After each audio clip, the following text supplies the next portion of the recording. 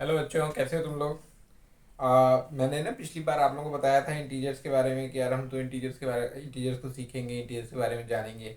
तो हम उस वीडियो से आगे कंटिन्यू करेंगे आज, और हम आज ना काफ़ी टॉपिक्स को कवर करेंगे इंटीजर्स के।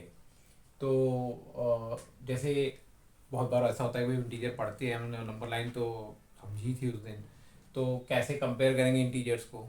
कंपेयर का मतलब ये भाई कि छोटा है, बड़ा है, बराबर है ना। वो जो जैसे होता है जैसे हम भी अपनी हाइट कंपेयर करते हैं कि भाई ये बच्चा बड़ा है कि बच्चा छोटा है, कि दोनों बराबर हैं।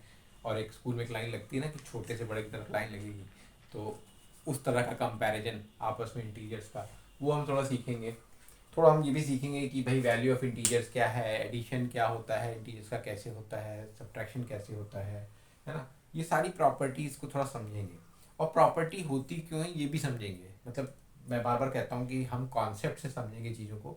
हम कुछ भी याद करने की कोशिश मैथ्स में नहीं करेंगे, ये फॉर श्योर है। क्योंकि अगर हम याद करने की कोशिश करेंगे तो जिस मोमेंट आप मैथ्स को याद करना शुरू कर दोगे, उस मोमेंट आप मैथ्स से थोड़ा थोड़ा थोड़ा थोड़ा थोड़ा दूर होना शुरू हो जाओगे। तो मज़ा मज़ा में काम करेंगे, हंसते हंसते सीखेंगे और पूरा सीखेंगे। ठीक है। तो हम शुरुआत करेंगे थोड़ा सा पीछे जाके कि जो हमने पिछली बार में ये समझा था इंटीजर्स के बारे में वो क्या था। और हम अपनी कहानी कहीं से शुरू करेंगे। तो बच्चों, हमने पिछली बार ये एक लाइन बनाई थी। हमने कहा था कि भाई देखो, ये ज़ीरो है, ये वन है, ये टू है, थ्री है, और ये चलती जा रही है।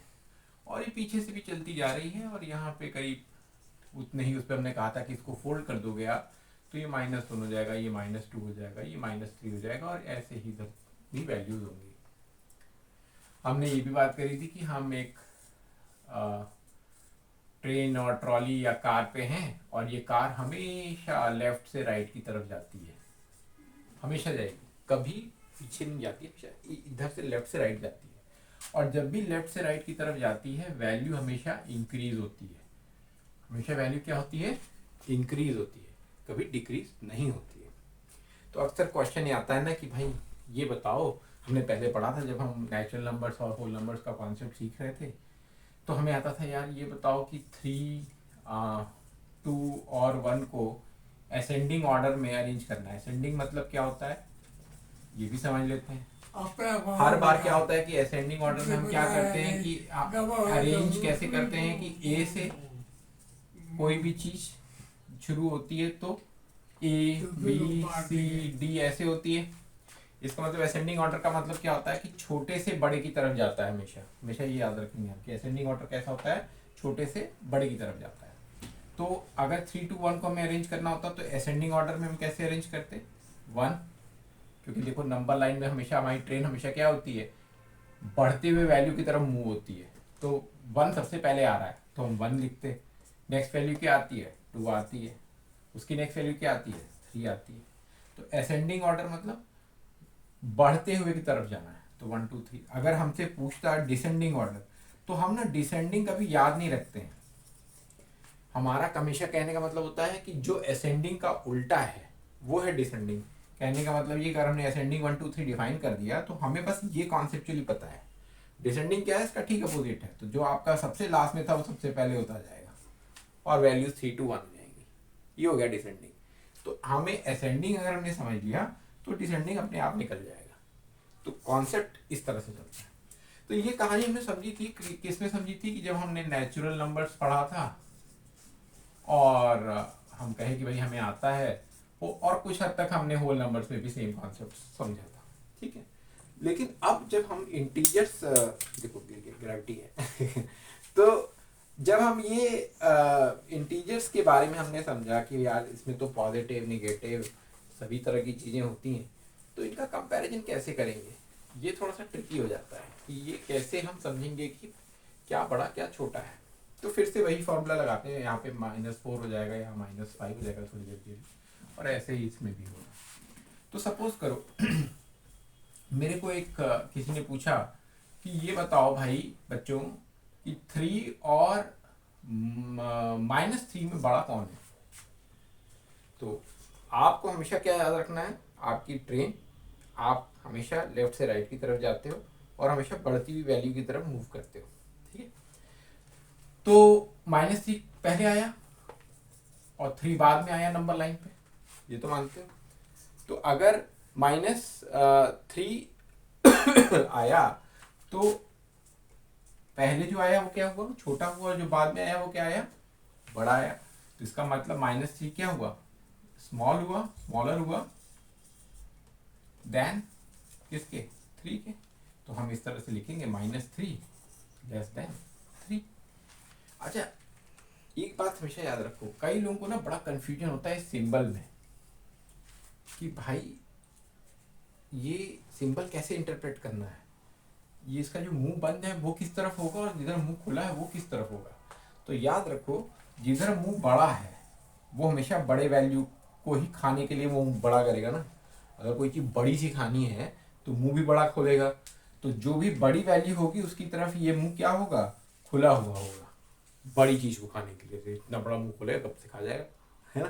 तो इसीलिए इस सिंबल का भी हमें याद नहीं रखना, हमें एक ट्रिक से याद रखना है कि ये सिंबल हमेशा क्या होता है, ये हमेशा ये क्या इस समय दिखा रहा है कि ये वाली वैल्यू जो है ये बड़ी है, ठीक। तो जो अगर मान लो हम और कंपैरिजन करते हैं, अब ये बता दो यार -5 भी है, 6 भी है, इसके बीच हमें कंपेयर करना है। हमने कहा कि हमें ना एक असेंडिंग वैल्यू में अरेंज करके दो, ये चीज़, क्या चीज़ अरेंज करके दो, ये वाला सम अरेंज करके दो, ठीक है। 3 -3 -5 6, हम फिर से वैसे ही बैठेंगे ट्रेन पे। हमारे पास एक ही है, हमने एक ही चीज़ सीखी है।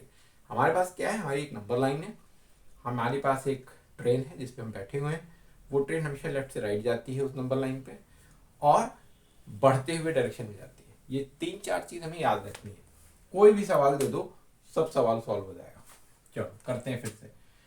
ट्रेन में बैठे तो सबसे पहले क्या आएगा बताओ, जब इधर से शुरू करेंगे तो -5 आएगा ना, ट्रेन इधर से आई तो सबसे पहले -5 आया, फिर ट्रेन आगे बढ़ी तो -3 आया, ट्रेन और आगे बढ़ी तो फिर क्या आया, 3 आया, और फिर ट्रेन और आगे बढ़ेगी तो क्या आएगा, 6 आएगा।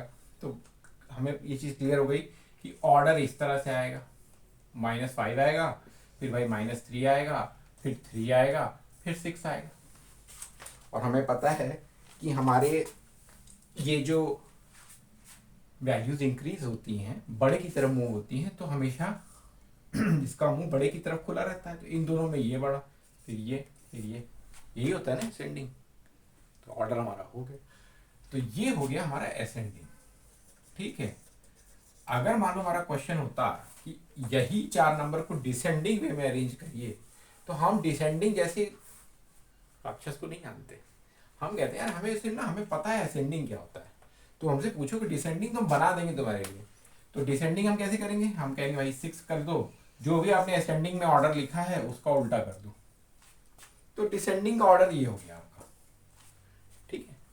और डेफिनेटली आप जब उल्टा कर रहे हो तो आपके सिंबल्स भी चेंज हो जाएंगे, ऐसे हो जाएंगे। कॉमा हटा दो, फिर अगर कॉमा नहीं रखना तो ये सिंबल से दिखा सकते हो, उस तरह से, ठीक है। तो ये तरीका है और ये ना बहुत ही इंपॉर्टेंट है, क्योंकि बच्चों में हमेशा यही चीज आती है कि भाई किस तरह से वैल्यूज अरेंज करनी है, कौन किससे बड़ा है, कंपैरिजन किसका क्या कैसे है। अब चलो थोड़ा सा और इसको और इंटरेस्टिंग बनाते हैं थोड़ी देर के लिए, क्योंकि कंपैरिजन इज बहुत इंपॉर्टेंट है। पहले तो ना कि कौन बड़ा नंबर है, कौन छोटा नंबर है, उसी के बेसिस पे एडिशन सब्ट्रैक्शन सब एक तरह से आप सही या गलत करोगे। अगर आप सही समझोगे तो सही करोगे। तो सपोज करो जैसे मैंने पूछा कि -10 बड़ा है कि 11 बड़ा है, तो बहुत ऑब्वियस बात है भाई -10 तो इधर ही कहीं आएगा, क्योंकि माइनस है।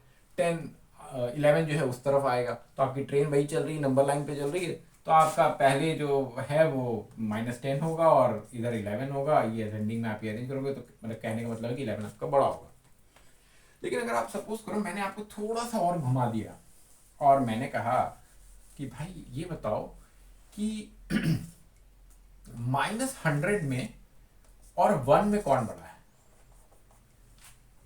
तो फिर आप सोचोगे यार 100 तो है, लेकिन क्या लगाया आगे, माइनस लगाया, तो बहुत पीछे इधर कहीं होगा -100। पहले तो -100 आएगा, तो -100 क्या हो गया, छोटा हो गया किससे, 1 से। तो फिर आप लिखोगे ये है। अच्छा, अब थोड़ी देर के लिए हम इसको और थोड़ा सा इंटरेस्टिंग बनाते हैं, कहते हैं 100 और -1 में कौन बड़ा है। तो -1 तो आपका यहीं पे है, 100 और आगे लाइन पे, और हमेशा लेफ्ट से राइट आप जाते हो, बढ़ती हुई वैल्यू की तरफ जाते हो, तो आपको पता है कि -1 से क्या होगा, 100 हमेशा बड़ा होगा। तो इस पूरे कॉन्सेप्ट के साथ हमने ये समझ लिया कि हम किसी भी दो गिवन इंटीजर्स को कैसे कंपेयर कर सकते हैं with the help of number line.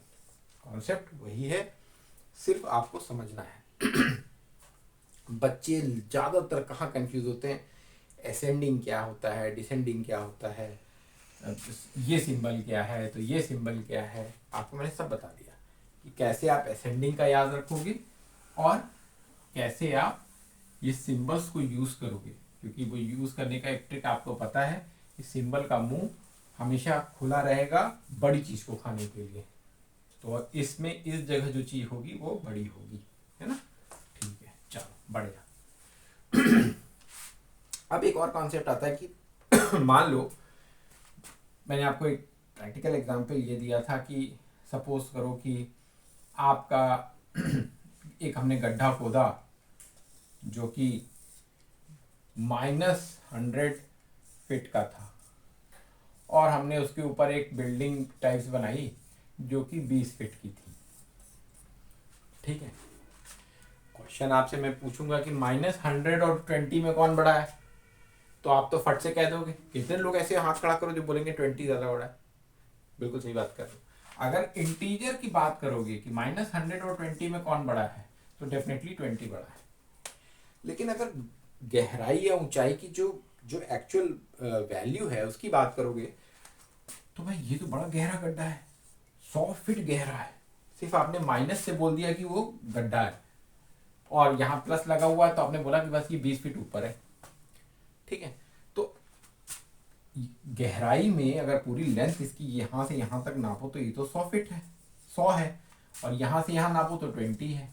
तो कहीं ना कहीं इसका मतलब ये भी है कि जब हम प्रैक्टिकल वर्ल्ड में ये बात समझने की कोशिश करते हैं कि माइनस और प्लस में किस तरह से क्या चीज़ बड़ी है नहीं बड़ी है, तो कहीं ना कहीं उसकी एब्सोल्यूट वैल्यू की भी बात आती है। तो हम ये भी कहते हैं कि जब -100 को हमने माना कि ये गड्ढा है, ये जो हमने यहाँ पे डीप 100 फीट का खोद रखा है, उसकी एब्सोल्यूट वैल्यू क्या है, तो एब्सोल्यूट वैल्यू को बताने के लिए हम कहते हैं कि -100 का हम मॉड ले लेंगे। ये सिर्फ सिंबल है, इसका कोई मतलब नहीं। इसका मतलब है कि हमने दो ऐसे बड़ी बड़ी लाइन खींची, बीच में एक नेगेटिव नंबर रखा तो इसकी वैल्यू 100 आ गई। फिर हमने एक बड़ी लाइन खींची, हमने 20 बीच में रखा, इसकी वैल्यू 20 आ गई। कहने का मतलब ये है कि मॉड एक ऐसा फंक्शन है, एब्सोल्यूट वैल्यू एक ऐसा फंक्शन है जो कि इंटीजर की सिर्फ और सिर्फ उसकी वैल्यू बताता है, उसको उसके माइनस प्लस से कोई लेना देना नहीं। तो कहने का मतलब मैंने आपको -10 दिया, ये 2 खड़ी पाई के अंदर ये ऐसा कुकर है कि आप कुछ भी पकाओगे हमेशा पॉजिटिव वैल्यू ही देगा। यहाँ पे आप 10 रख दोगे तो भी इस कुकर में पक के 10 आएगा। इसके अंदर -5 रखोगे तो 5 आ जाएगा। इसके अंदर -1000 रख दोगे तो भी 1000 आ जाएगा। कहने का मतलब ये कि जो माइनस है वो प्लस बन जाएगा, जो प्लस है वो प्लस ही रह जाएगा। लेकिन जो वैल्यू है वो एक्चुअली में आपको बता देगी। जो हमारा गड्ढा था बेसिकली क्या था, मॉड ऑफ -100 था, तो मॉड ऑफ -100 कितना, मतलब 100 फीट का गड्ढा था और 20 हमने कर दिया तो 20 फीट की हाइट थी।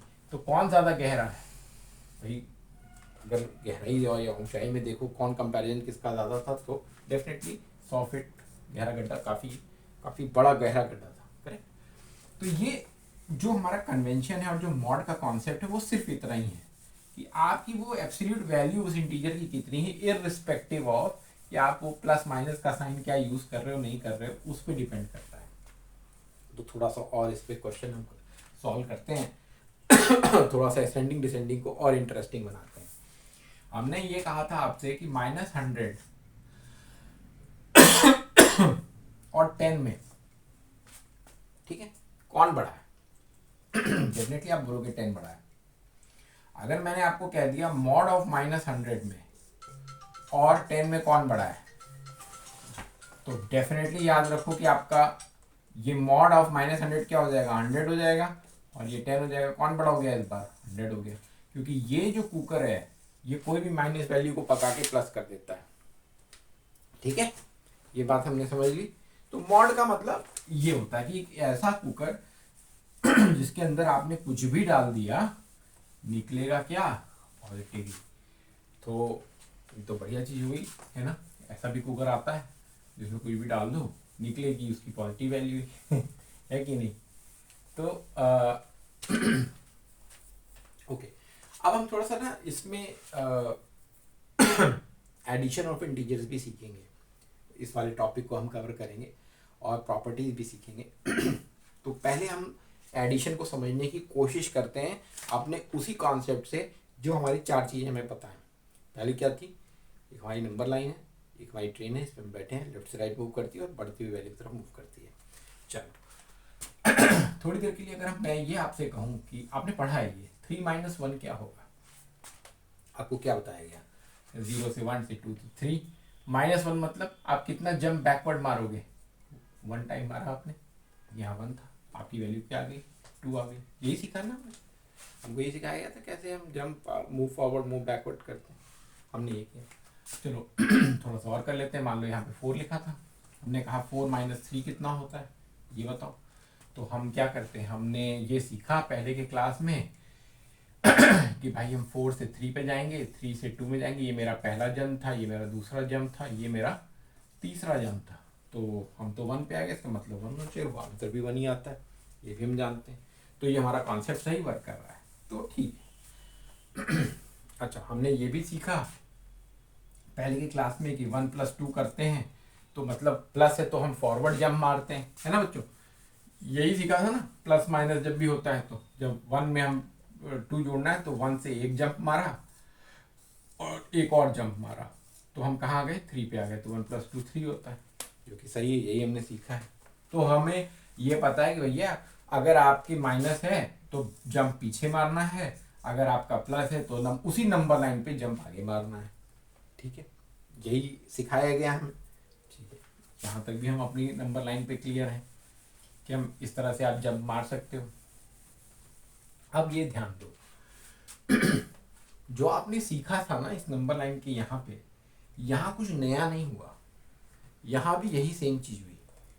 जैसे देखो, आप मेरे को बताओ, -1 में आपने 1 जोड़ा थोड़ी देर के लिए, तो क्या होगा, चलो सीखते हैं। आप नंबर लाइन पे आ जाओ, ठीक है, नंबर लाइन पे हम आ गए, -1 ही यहाँ पे थे, उसमें हमने एक +1 जोड़ा, उसका मतलब हमने क्या मारा, फॉरवर्ड जंप मारा होगा, तभी एक आ रहा। हम आए कहाँ आ गए, 0 पे। मानते हो इस बात को। चलो -2 पे हमने एक जंप मारा, तो हम कहाँ आ जाएंगे, एक जंप मारा तो -1 पे आ जाएंगे। मानते हो इस चीज को। चलो -4 पे हमने 6 जंप्स मारे थोड़ी देर के, तो अब देखते हैं कहाँ आ जाएंगे। -4 यहाँ था, पहला जंप, दूसरा जंप, तीसरा जंप, चौथा जंप, पांचवा जंप और ये छठा जंप। पहला, दूसरा, तीसरा, चौथा, पांचवा और ये छठा जंप। तो आंसर क्या आ जाता है, यहाँ पे 2 पे आ गए और यही आंसर आता है। तो बेसिकली जंप्स जो आपका ये कॉन्सेप्ट था ना, जो हमने पहले पढ़ा कि एक नंबर लाइन पे जंप मारना है, वो अभी भी वैलिड है, वो अभी भी वैसे ही काम कर रहा है जैसे पहले करता था। जस्ट दैट ये आपके इधर भी आपने कुछ चीज़ों को सीख लिया कि 0 के पीछे जो रहते होंगे उन नंबर्स का, जो आपने इस होल नंबर वाली लिस्ट को ऐसे फोल्ड किया तो जो छापा पड़ा उसमें हमने निगेटिव नंबर्स का कॉन्सेप्ट सीखा। ठीक है, तो बेसिकली अगर आप ध्यान से देखो तो आप यहाँ सब एडिशन ही कर रहे हो। ठीक है, मानते हो इस चीज को, हम क्या कर रहे हैं, एडिशन कर रहे हैं। चलो बहुत बढ़िया, थोड़ा सा और सवाल लगाते हैं इसके ऊपर। मान लो हमें कोई बोलता है कि -2 + 1 + 6 कर दो। ठीक है, तो मैं आपको एक चीज बताता हूँ, आप ना माइनस और प्लस को ऐसा मानो कि माइनस की अपनी एक सेना है, ठीक है, और प्लसेस की अपनी एक सेना है। ठीक है, जो जितने माइनस आपके इस पूरे सम में आएंगे उनको एक जगह कर लो और जितने प्लसेस एक जगह आएंगे उनको एक जगह कर लो, और फिर फाइनली उनके आपस का डिफरेंस ले लो। सब्ट्रैक्शन तो हमने सबने सीखा है, सब्ट्रैक्शन तुम्हारा नया नहीं ना भाई। नेचुरल नंबर में भी तो हमने सीखा है ना कि 40 में से 10 घटा दोगे तो 30 आएगा, ये तो हमने सीखा ही हुआ है। ये कॉन्सेप्ट हमारे लिए नया थोड़ा है कि ये कुछ हम नया सीख रहे हैं यहाँ पे इंटीजर्स में। तो हम यही करेंगे, हम सारी माइनस की सेना को एक जगह लेंगे, हम प्लस की सेना को एक जगह लेंगे, और फिर हम उस पर ऑपरेशन करेंगे एडिशन का। Let's do it. ठीक, तो यहाँ पे क्या होगा देखो, माइनस यहाँ पे सिर्फ -2 है, तो -2 की सेना में सिर्फ -2 ही है, और प्लस की सेना में क्या है, 1 है, 6 है, यहाँ पे मानते हो उस चीज को। तो माइनस की सेना में क्या हुआ, -2 हुआ, और प्लस की सेना में क्या हो गया, ये 7 हो गया। 6 + 1 7 होता है, तो आपने पढ़ा ही हुआ। अब एक सबसे आसान सी चीज समझो, एक ये सेना है, एक ये सेना है, करेक्ट। अब आप ये बताओ मेरे को, जब भी दो तरह की सेना आपस में लड़ेंगी तो हमेशा आपस में सब्ट्रैक्शन होगा, बड़े में से छोटा माइनस हो जाएगा। ये सिंपल मान के चलो थोड़ी देर। इसमें माइनस की सेना का एब्सोल्यूट वैल्यू कितनी थी, 2 थी, और जो प्लस की सेना थी उसकी एब्सोल्यूट वैल्यू 7 थी। मैंने कहा ये दोनों सेना आपस में एक कभी नहीं हो सकती, क्योंकि दोनों का जो साइन है वो अलग अलग है, पहले आपने देख लिया। तो 7 में से 2 माइनस कर देंगे तो 5 बचेगा ना, क्योंकि आप बड़े में से ही हमेशा छोटा घटा सकते हो। तो और याद रखो, जो सेना जीतेगी साइन उसी का आएगा। तो 7 में से आपने 2 तो माइनस कर दिया, क्योंकि आप अभी साइन के बारे में नहीं देख रहे हो, आप सिर्फ सेना की वैल्यू देख रहे हो। यहाँ 7 लोग थे, 7 सैनिक थे, यहाँ 2 सैनिक थे। 7 में से जब 2 सैनिक मार दिए तो 5 सैनिक बच गए, ठीक। लेकिन जीता कौन, प्लस वाला जीता कि माइनस वाला जीता? तो चूंकि प्लस में ज्यादा था तो यहाँ +5 हो जाएगा, ठीक है। ये और जैसे कॉम्प्लेक्स होगा तो और आपको ये चीज समझ में होगी, थोड़ा सा और इसको और इसमें कुछ और फ्लेवर ऐड करते हैं, आपको और क्लियर होता जाएगा। थोड़ा और समझते हैं चीज। देखो एक और सवाल सॉल्व करते हैं, ठीक है। अब देखो जैसे -2 +8 -3 -4 +6 -1, ये था मान लो थोड़ी देर के लिए, ठीक है। मैंने आपसे क्या कहा, प्लस की सेना एक जगह आएगी, माइनस की सेना एक जगह आएगी। पहले एक जगह कर लो, -2 -3 -4 -1 +8 +6, ठीक है। सारी माइनस वाली जितनी सेना है, यहाँ 2 सैनिक, 3 सैनिक, 4 सैनिक और ये 1 सैनिक, सबको ऐड कर दो। कुल कितने सैनिक हो गए, 3 2 5 4 9 और 1 10 सैनिक हो गए निगेटिव वाले के। और प्लस वाले के कितने सैनिक हो गए, 8 सैनिक और 6 सैनिक। कितने सैनिक, 8 + 6 कर दो तो 14 आता है। तो हमने यहाँ क्या लिखा, +14, ठीक। मानते हो इस बात को? चलो बढ़िया। तो अब आपको ये पता है कि अब सारे माइनस में 10 सैनिक थे, सारे प्लस में 14 सैनिक थे। तो अब कौन ज्यादा भारी पड़ेगा, इसमें से माइनस करो तो 4 ही सैनिक बचेंगे। मानते हो इस बात को? तो 4 सैनिक बचेंगे। किसके कौन वाले सैनिक ज्यादा थे, प्लस वाले। तो हमेशा यहाँ पे आंसर प्लस में आएगा। यहाँ तक क्लियर है? अब थोड़ा सा और इसको और इंटरेस्टिंग बनाते हैं। सेम सवाल को हम क्या करेंगे, -2 की जगह इसको बोलेंगे -12 था, और सेम सवाल को सॉल्व करते हैं। देखो क्या आएगा, -12 आएगा, -3 आएगा, -4 आएगा, -1 आएगा, यहाँ 8 आएगा और यहाँ 6 आएगा। मानते हो इस बात को? कितने लोग मानते हो, हाथ खड़ा कर लो, ठीक। सारे माइनस का सम करो, 12 में 3 जोड़ोगे 15, में 4 जोड़ोगे 19, और 1 जोड़ोगे तो 20। चलो कर लेते हो ये। 12 में आपने 3 जोड़ा, फिर आपने 4 जोड़ा, फिर आपने 1 जोड़ा, इतनी चीज़ें आपने ऐड कर दी, ठीक है। ये सम आप कर लोगे, आपको मतलब ये तो बहुत ही ईजी है, 4 5 3 8 और 20, 12 20, ठीक है। तो ये 20 हो गया। कौन सी सेना है, माइनस वाली है। ये कौन सी सेना, आपने पहले ही सॉल्व कर रखा था, तो ये 14 है, ठीक है। अब देखो किसकी सेना भारी लग रही है, यहाँ 20 लोग हैं, यहाँ 14 लोग हैं। तो 20 लोगों और 14 लोगों में जब आप सब्ट्रैक्शन करोगे तो कितना आएगा, 6 आएगा।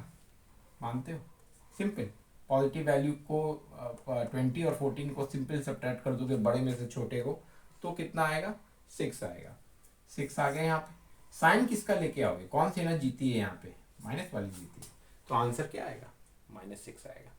ठीक है, तो यहाँ पे जो हम ये सीख रहे हैं ना, यहाँ हमने टोटली आपने ये एडिशन और सब्ट्रैक्शन सबको साथ लेके चलना सीखा है। यूजुअली हम यहाँ पे जंप वाले मेथड से सिर्फ दो चीज़ों में आपस में सम और सब्ट्रैक्शन और एडिशन करते हैं, लेकिन यहाँ पे देखो आपने सारी चीज़ों को एक साथ करना सीखा है, क्योंकि यहाँ पे कॉन्सेप्ट सिर्फ इतना सा है कि सारी माइनस वैल्यू एक साथ, सारी प्लस वैल्यू एक साथ, और उन दोनों का डिफरेंस, क्योंकि कभी आपस में दोनों सेना दोस्ती नहीं कर सकती, इन दोनों में सब्ट्रैक्शन होगा ही होगा, और दो जो बड़े में से छोटा घटा दो और साइन उसी का आएगा जो सेना जीत रही होगी। सिंपल सी बात है। ठीक है, तो ये पूरा जो कॉन्सेप्ट था एडिशन ऑफ इंटीजर्स और सब्ट्रैक्शन ऑफ इंटीजर्स, ये पूरा का पूरा आपका इसी कॉन्सेप्ट पे सॉल्व हो जाता है। आप कोई भी सवाल यहाँ दे दो, आप कुछ भी दे दो, आप 2 नंबर दे दो, कोई भी दे दो, -3 में +2 ऐड कर दो, सेना फिर वही हो गई। कितनी सेना है, माइनस की कितनी सेना है, 3 है, प्लस की कितनी सेना है, 2 है। ठीक है, तो हम कितना कर लेंगे इसको, -3 + 2, जरा करना, बड़े में से छोटे को घटा दो, जो भी आता है 1 आता है, और साइन किसका आएगा, जो सेना ज्यादा है तो -1 आएगा। तो आप एक क्या 100 नंबर दे दो यहाँ पे 9 से, आपका कॉन्सेप्ट सेम रहेगा। आप 2 नंबर दे दो तो भी सेम रहेगा, तो आप तो कोई भी सवाल सॉल्व कर लोगे। आप असेंडिंग डिसेंडिंग का कोई सवाल सॉल्व कर लोगे, आपका कॉन्सेप्ट मैंने पहले दे दिया। तो बेसिकली कहने का मतलब ये है कि ये सारी चीज़ें हम सॉल्व कर सकते हैं इस चीज़ को करते हुए। तो ये इस पूरे चीज़ों को करते हुए जितने भी आपके बुक के एक्सरसाइजेस के क्वेश्चंस हैं उनको आप सॉल्व करो। और बहुत इंपॉर्टेंट ये है, बहुत ज़्यादा इंपॉर्टेंट ये है कि आपको ना जब समझ नहीं आए तो आपको कंफ्यूज होना है, ये होना बहुत जरूरी है। कंफ्यूज से ही कॉन्सेप्ट आता है। अगर आप कंफ्यूज नहीं हो रहे हो तो यकीन जानो आप समझ नहीं रहे हो।